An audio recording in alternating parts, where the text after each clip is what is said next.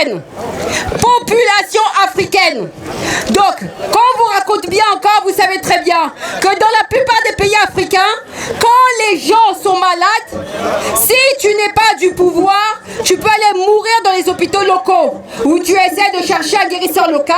Si tu es du pouvoir, tu es extradé pour aller te faire soigner États-Unis, France, Asie et tout ce que tu veux. Voilà le système. Maintenant pour l'école, si tu es du pouvoir pour l'école, ils vont chercher des bonnes écoles pour toi en France, aux États-Unis, au Canada, en Asie, pour leurs enfants. Mais vous là-bas, pour vous, des fois il n'y a même pas d'école, des fois il n'y a même pas d'enseignants qualifiés. Certaines personnes prennent sur eux-mêmes pour aller même enseigner à lire aux enfants. Nous on dit non. Ce système-là c'est quoi? On continue. Quand on étudie l'histoire de l'Afrique, parce que beaucoup d'entre vous ne passez pas le temps pour étudier l'histoire de l'Afrique. Si vous étudiez l'histoire de l'Afrique du Sud pendant l'apartheid, l'apartheid a duré de 1948 à 1994. Regardez ce qui se passait. Ce qui se passait, vous aviez un petit groupe de gens avec leurs leaders qui étaient votés entre eux, qui martyrisaient, dépouillaient l'Afrique du Sud pour le bénéfice de ces gens-là. Qu'est-ce qui se passe dans les dictatures africaines? Eux, ils ont fait la même chose. C'est un petit groupe de gens avec leur clan qui sont en train de dépouiller les pays africains pour le bénéfice, le même système qu'en Afrique du Sud. C'est pour ça qu'on vous dit d'étudier l'histoire. Étudiez l'histoire de l'Afrique du Sud. Regardez les vidéos de l'Afrique du Sud. Regardez bien comment ça marchait. C'est exactement ce qui se passe dans les dictatures africaines. En Afrique du Sud, quand tu étais noir, tes écoles c'était juste pour apprendre à faire le ménage. On ne t'envoyait pas dans les écoles pour devenir ingénieur. On ne t'envoyait pas dans les écoles pour devenir médecin. Vous parlez de Nelson Mandela. Nelson Mandela est devenu avocat en prison. Oui, parce qu'il y avait ses amis qui lui ont mis dedans. Si tu étais noir en Afrique du Sud, ton éducation c'était juste pour apprendre à faire le ménage. Vous allez dans les pays, les dictatures africaines, c'est la même chose. Leurs enfants sont envoyés à l'étranger pour faire de bonnes études. Les enfants qui restent là-bas, c'est juste pour apprendre à être femme de ménage ou savoir seulement vendre à la sauvette. Voilà ce qui se passe. On continue. Le système d'apartheid de l'Afrique du Sud. C'est gros ce que je dis. Le système d'apartheid dans l'Afrique du Sud, c'est le système qui est en plan, qui existe dans les pays des dictatures africains avec des visages noirs. C'est tout ce qui change. Le reste, c'est le même système, c'est les mêmes gens qui bénéficient derrière. Maintenant, gens du Congo-Brazzaville. Aujourd'hui, c'est le 15 août, qui est la fête de la célébration. Certains, pendant le 15 août, chantaient cette chanson. Zangla militaire, Moutou Sakada, Moukoublou Kweto. Qu'est-ce que ça veut dire? Ah oui, là tu reconnais. Voilà, comme on vous dit, quand on étudie les dictatures, on regarde à fond. On ne fait pas les choses de manière artificielle. On n'est pas là pour vous rouler. Parce que vous avez dit, il y a beaucoup de faux opposants. Depuis 40 ans, il ne faut que nous rouler. Tu découvres 10 ans après qu'ils étaient payés par le dictateur. Ils étaient payés pour le fils du dictateur. Ils étaient des faux opposants. Oui, c'est vrai. Il y a eu beaucoup de faux opposants, de gens qui faisaient semblant d'être dans l'opposition pour savoir qui était vrai opposant, ensuite utiliser leur nom pour aller ensuite vous faire la misère. C'est totalement vrai. Et j'ai découvert ça. Maintenant, on continue. Comment continuer? Vous voyez maintenant ce qu'ils font? Ils utilisent la division nord-sud. Une tactique. En Afrique du Sud, ils avaient utilisé la même tactique. Ils faisaient l'Inkatha contre l'ANC. C'est pour ça qu'on vous dit étudier l'Afrique du Sud. Quand l'ANC a réussi à faire libérer Mandela, Mandela n'a pas été élu tout de suite. Qu'est-ce qui s'est passé pour faire échouer le processus? Les gens qui étaient au pouvoir sont allés travailler avec les gens de l'Inkatha qui étaient noirs pour détruire l'ANC. C'est exactement ce qu'il faut au Congo-Brazzaville. Le nord, le sud. Les gens qui sont au pouvoir vont dire aux gens du nord, les gens du nord, ils ont utilisé les mêmes stratégies qu'ils ont utilisées avec l'Inkatha pendant l'apartheid pour que l'apartheid continue. Bon, je continuerai tout à l'heure. bonsoir à tous. Bonsoir à tous les frères et sœurs africains. On est là, bien sûr, pour la date de l'indépendance du Congo-Brazzaville. Malheureusement, cette indépendance est biaisée. Tout à l'heure, Donald, on sait dire, il a su tout dire par rapport à ce qui se passe au Congo-Brazzaville. Le Congo-Brazzaville, pour la petite histoire, c'est un petit pays de 342 000 km² avec une population de 4 millions, environ 5 millions.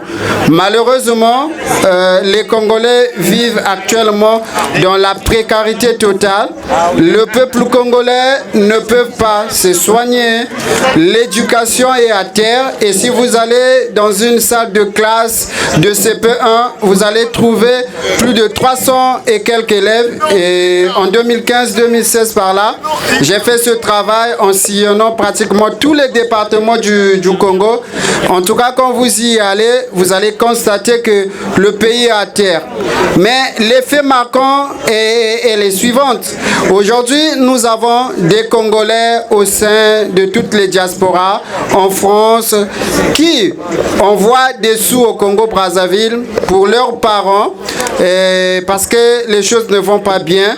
Malheureusement, ces mêmes Congolais, quand on les appelle pour venir manifester, ces Congolais-là ne sont pas là. Mais quand il s'agit, j'aimerais dire des choses comme ils sont, et quand il s'agit pour les fêtes, pour boire, et vous allez voir, les Congolais sont là. Nous, en 2015, je suis membre du mouvement citoyen Ras-le-Bol, nous nous sommes organisés au Congo-Brazzaville. On était décidé de mettre fin au régime de Brazzaville. Nous nous sommes mobilisés. Nous avons été emprisonnés, mais jusqu'à ce jour, on n'a jamais arrêté. Et toi, à l'étranger, on continue de nous battre. Parce que je sais que je peux envoyer 100 € à ma mère.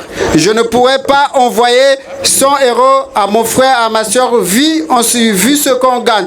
Mais si aujourd'hui, on faisait la redistribution au pays, tout le monde peut travailler. Les 100 € que j'envoie chaque mois, je pouvais bien l'économiser. Aujourd'hui, au Congo-Brazzaville, c'est la date du 15 août où je tiens à rappeler que déjà, le défilé militaire n'a pas eu aujourd'hui, ça a été annulé. Faute déjà à la session financière actuellement, puisque Sassou Nguesso, il y a un mois de cela, il a dit ceci, que quand il dort, il n'a plus sommeil de dormir parce qu'il ne sait plus quoi payer les travailleurs. Mais il oublie qu'il y a eu 14 000 milliards qu'on avait mis à l'écart, que aujourd'hui les générations futures devaient bénéficier. Malheureusement, ces 4 milliards ont été volatilisés dans la nature. D'où on appelle le peuple congolais. Nous sommes là, c'est pas pour venir vous vexer, mais on vous appelle sincèrement de prendre conscience, parce que ce qui se passe actuellement, vous voyez bien en France, avec la loi immigration, vous allez vous sentir, même si on vous a attribué la nationalité, mais vous allez vous rendre compte que vous n'êtes pas chez vous. On est mieux chez soi. On vous appelle de prendre conscience, de se battre pour le pays. Nous, on se bat à visage découvert. Et si vous allez sur nos réseaux sociaux, vous tapez mon nom, Rodrigue Steve Mpassi. J'ai été arrêté au Congo. Les menaces continuent de pleuvoir, mais je continue mon combat parce que je me dis que si mon pays est libre, moi de même je serai libre. Donc sur ce cher peuple congolais, chers frères, on vous appelle de prendre conscience parce que c'est notre vie qui est en danger. Aujourd'hui, vous avez vu, Donald a rappelé qu'il y a une histoire de terre qui ont été, que le régime de Brazzaville, Christian Sassou Nguesso, a signé, a cédé. Malheureusement, aujourd'hui, les Congolais, c'est une histoire qu'ils ne veulent pas prendre au sérieux. Mais on a nos amis, nos frères d'en face. La RDC, aujourd'hui, ils sont plus de 100 millions d'habitants. Mais le Rwandais, ils sont 13 millions. Mais un peuple qui sont à peine 13 millions, ils sont en train de faire subir la RDC qui est un peuple qui a 100 millions d'habitants. Sur ce, cher ami, si déjà nous sommes 4 millions d'habitants, et avec ceux de la RDC, donc c'est pour vous dire, dans 15 ans, dans 10 ans, les Rwandais vont nous envahir et ils vont nous faire très mal. Sur ce, on appelle les Congolais de prendre les choses en main, de se manifester, parce qu'aujourd'hui, on va au pays, on construit les maisons, c'est bien beau, les auberges, c'est bien beau, mais si demain les Rwandais décident de nous ravir les pays, comment est-ce que nous allons faire? Chers amis, on vous appelle, peuple congolais, on vous appelle, soyez braves. La peur, comme a dit Donald tout à l'heure, ce n'est pas l'absence du courage, c'est juste le contraire. Quand on se dit, je ne vais pas faire parce que je vais aller au Congo, non frère, demain après-demain, tout le Congo sera ravi. Sur ce, on vous appelle de se joindre à nous, de se battre pour la bonne cause. Merci, je vous remercie. Bonjour mes chers camarades, je me présente à Abdraman. Donc aujourd'hui, président Abdraman, on est ici pour l'indépendance du Congo, Congo de Sassou Nguesso. On est là pour cette indépendance du Congo, Sassou Nguesso, que les Congolais n'ont jamais eu leur indépendance. Donc on est là pour l'indépendance du Congo. Congo de Sassou Nguesso, que jamais les Congolais ils ont eu une indépendance, jamais ils n'ont pas eu cette indépendance là, parce que même le pétrole qu'elle est en train d'exploiter du Congo, jamais Sassou ne sait même pas combien de barils ils sont en train d'exploiter ça. J'ai vu une vidéo qui est en train de démontrer ça. 63 ans d'indépendance qui est devenu un zéro, Aujourd'hui, je suis originaire du Niger, là où il y a l'AES, que le président Abdraman Tiani s'est levé pour chasser Emmanuel Macron. Ça a devenu une réalité. Ces gens-là, ils se croient que quand ils chassent Emmanuel Macron, ils n'arrivent pas à vivre. Vous pouvez chasser Emmanuel Macron pour que vos pays puissent être libres, comme le Mali, comme le Burkina Faso. Aujourd'hui, les Africains, ils devraient comprendre une certaine chose, une certaine vérité. Vous êtes riche en minéral, pétrole, tout, mais il y a des organismes qui ont été préfabriqués pour vous, pour exploiter votre uranium, vos ressources naturelles. Vous voyez le Niger. Les Niger, ils ont bien compris. Ils ont chassé Arriva de leur pays pour qu'eux-mêmes, ils deviennent les vendeurs de ces ressources naturelles que Dieu les avait données. Mais Sassou Nguesso, vous le voyez avec Poutine un jour, vous le voyez avec Emmanuel Macron un jour, faire semblant pour ne pas faire réveiller la conscience des Congolais, tout simplement.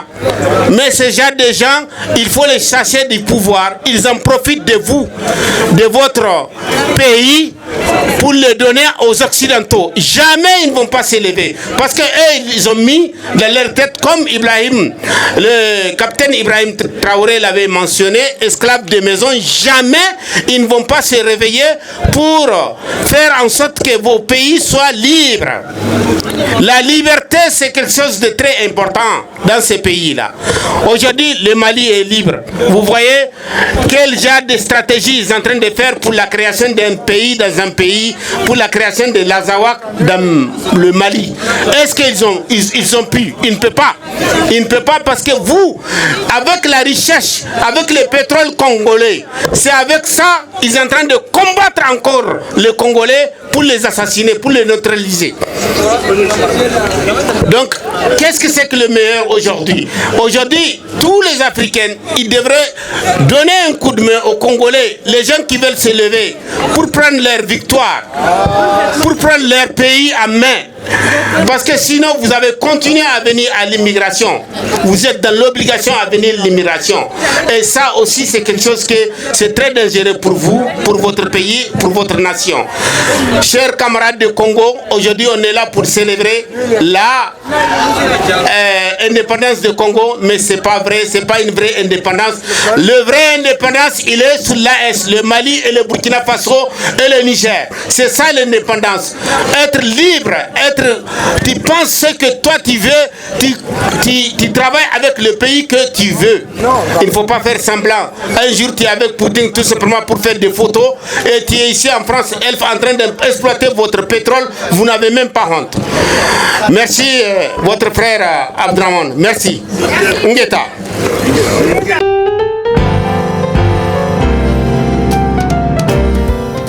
China yombongeye